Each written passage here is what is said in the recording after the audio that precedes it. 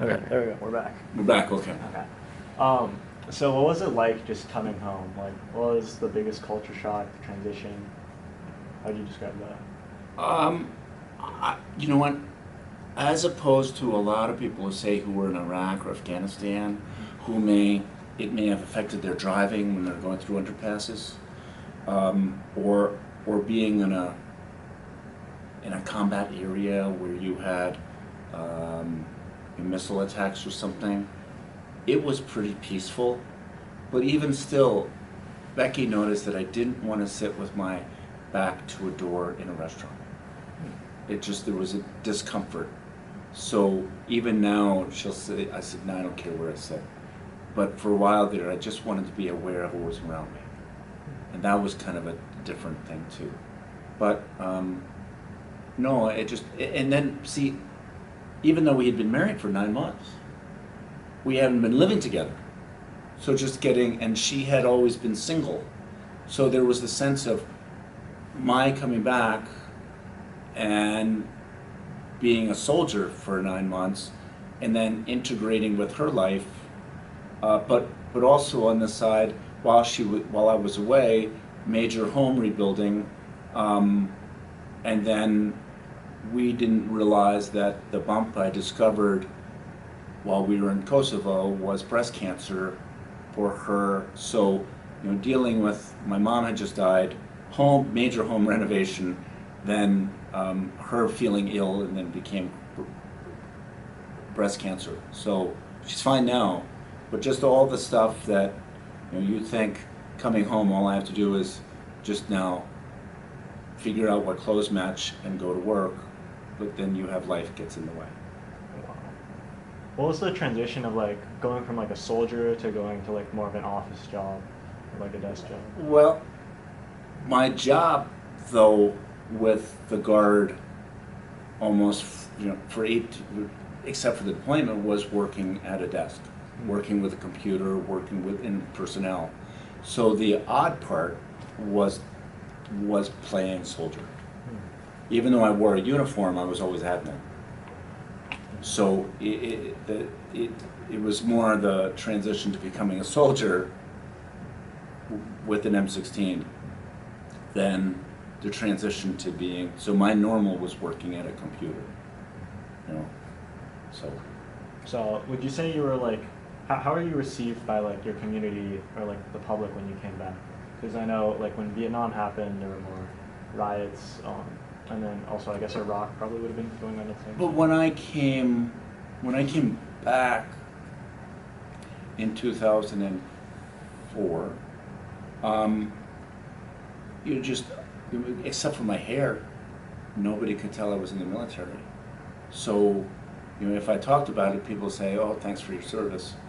But funny, there's a great deli, great Subway shop over by the State Fair, diagonally across from the State Fair, Nelson's Cheese Factory.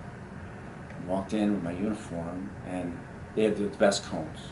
Walked in and I asked for a cone, and I asked, the 18-year-old who was working behind the counter, and he said, "Just a minute." So then the owner came out and said, "I'm sorry, but I can't take your money." So what do you mean? He said, "No, this ice cream's for free." Oh, okay, thank you. Part of it is that I want to go back every day, but but you're just there, people saying thank you. But it just, I didn't really feel that, I don't know, it just, in a sense of appreciation, but I think there's a disconnect. You don't know what to say sometimes. Yeah. There is a cliche to thank you for your service, but I think the more people realize that there might be a veteran who lives next door, or a reservist or an active duty person who's part of that family, then it really, even though there's not a strong military presence in Minnesota, a visible one, there are quite a lot of, you're discovering it. Yeah. So. Was like Kosovo talked about, like the intervention compared like Well, 2000s? Bill Clinton is a big hero because Bill Clinton, he stopped. I mean, there really aren't any movies about Kosovo, but just the ethnic cleansing that went on. You know, they always said, do not walk anywhere on the grass because you don't know if there are mines in the woods. And I remember once that we were, a Major and I were driving up, and we wanted to find a lookout, someplace where they could gather a crowd to look at a bridge that we were going to blow up and rebuild. So we were walking through the woods with a local resident, and it was one of those that he didn't speak English and we didn't speak Albanian, but somehow you communicate. And here we are walking through the woods, and I'm thinking, so I've always been told not to walk through the woods, and okay, but somehow we were trusting this guy. Or you'd drive down this road and you'd look up and you realize that's where snipers probably were. So in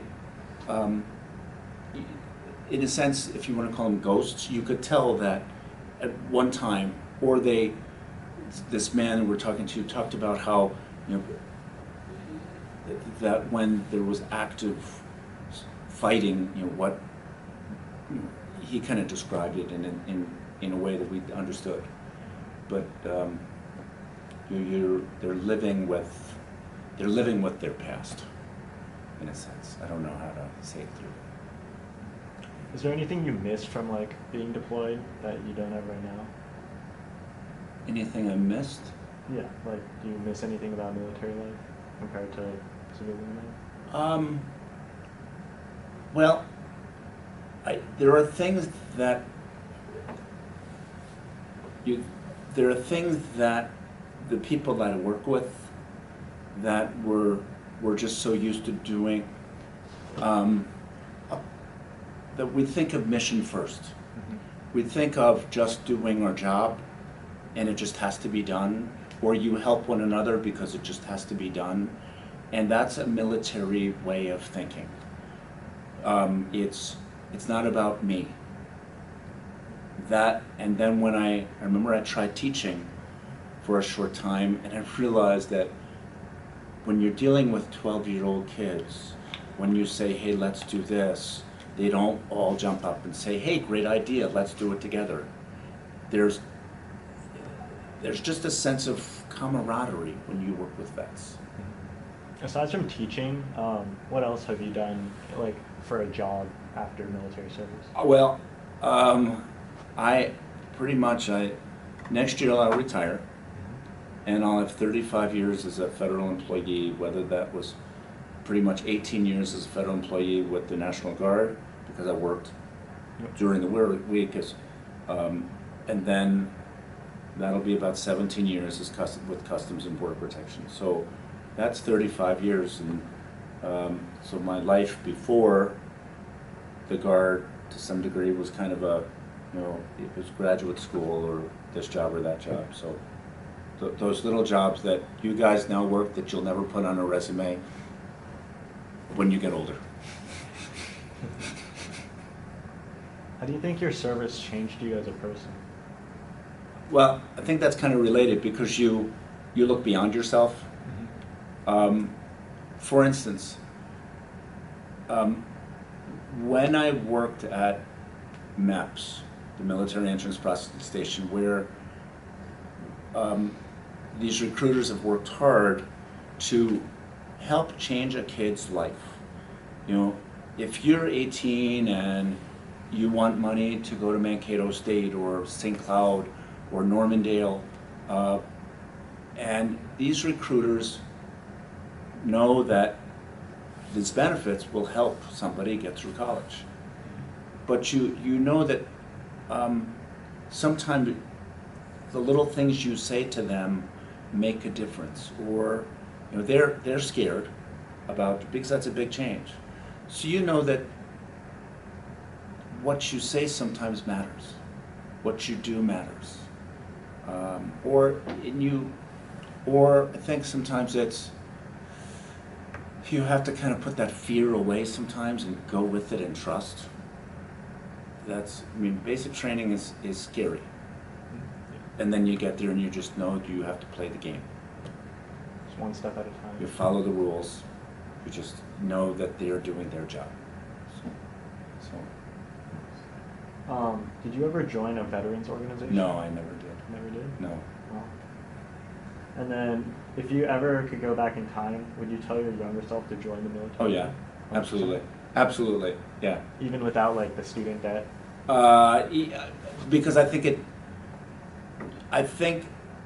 think everybody should have some sense of national service.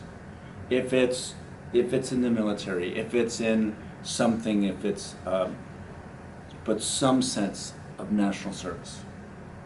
And I think that's it. I wish that I had picked a different job, because I picked a job that had a short training time period, but I would have picked a different job. What different job do you think you would have? More something with like being a linguist, and that's a long, but I think when you're 18 and you think, oh, I wasn't 18, I was 25, but I think when you're 18, the idea that you're getting paid to go to school, that would be a great opportunity. Is there anything you wish that more people knew about veterans in general? I think sometimes, for instance, one of the fun jobs that I do, because I want a job that when I do retire, I'll have a fun job, and that way then I'm not home all the time watching Young and Restless and Bold and Beautiful, is a work with guest services at the Twins games. If it's taking tickets, if it's ushering or whatever. And to see the flag raiser, you've been to the Twins games and somebody raises the flag. Have you ever seen that? Yeah. So I remember when it was a 99-year-old Marine that raised the flag, and his story of being a Medal of Honor winner. Or I'm sorry, you don't win the medal. He earned the Medal of Honor. And you just think of these stories that people, like what you guys are doing, you're learning so much by listening to stories of people of all sorts of generations. And so I think sometimes to just have a conversation with somebody. But that's, I think that's important. Because I'm gonna just generalize, I think a lot of times kids your age talk about yourself and don't ask questions, and you're learning how to ask questions. But I think so often when an old person talks to an 18-year-old, the 18-year-old is really good at talking about themselves and not asking questions. And you're learning to ask questions, and that's really neat. Do you agree with me? Yeah. I thought that's just me, but No, it's yeah. They can answer questions about themselves, but they'll never turn and say, so how was your day? What did you do today? Tell me about a book you read recently. Tell me about, and it's just, if you ask somebody that, how was your look up? Fine, thanks. Well, thanks for asking. Do you think public opinion and the media have portrayed veterans accurately or more inaccurately? It's much more than just Rambo. It's much more than the suicidal vet. And I think what drives me crazy is anytime anybody commits a crime, if that person had any military service, it's Army vet shoots people, or Marine vet. It's like you don't say, former Wells Fargo employee. Well, it just doesn't. And so often that label, when it becomes a bad label, stays. But you don't ever see Army vet volunteers at the local food shelf. Army vet, helps with the Boy Scouts.